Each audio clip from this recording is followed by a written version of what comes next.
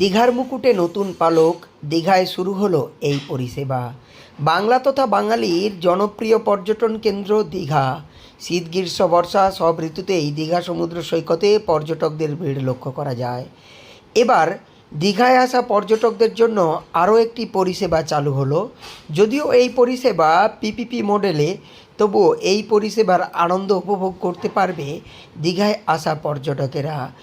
দীঘায় দিন দিন নানান পরিষেবা চালু হয়ে দীঘা এখন আন্তর্জাতিক মানের পর্যটন কেন্দ্র হয়ে উঠেছে।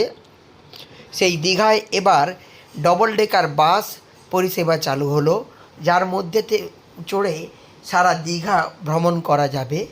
এই বাসটি দীঘার যে প্রমোদতরী বা লাক্সারি ক্রুজ চালু হওয়ার কথা আছে, সেই ক্রুজের সঙ্গে সংযুক্ত করা রয়েছে।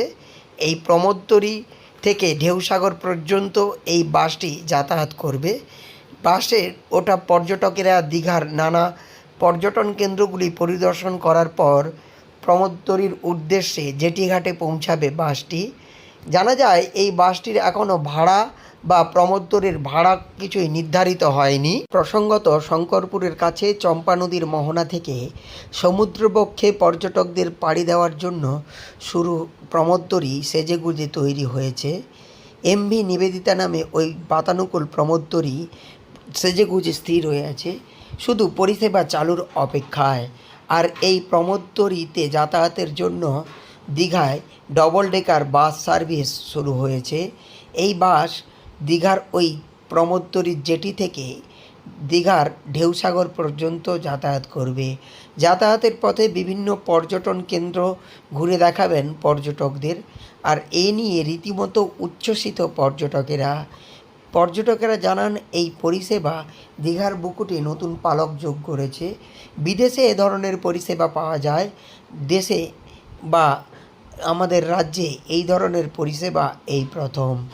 দীঘার এই ডবল ডেকার বাস ঘিরে পর্যটকদের পাশাপাশি স্থানীয় ব্যবসায়ী, হোটেল ব্যবসায়ীরাও উৎসাহিত।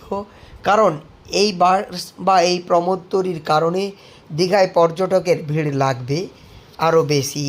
ফলে আগামী দিনে দীঘা পর্যটন কেন্দ্রে সবসময়ই পর্যটকের ভিড় থাকবে বলে মনে করছেন সরকারি মহল থেকে হোটেল ওনার্স অ্যাসোসিয়েশনের সদস্যসহ দীঘার বিভিন্ন ব্যবসায়ী মহল। এই বাস পরিষেবা দীঘায় নতুন উন্মাদনা সৃষ্টি করেছে। পূর্ব মেদিনীপুর জেলার দীঘা থেকে সৈকত সিংয়ের রিপোর্ট, লোকাল 18 বাংলা।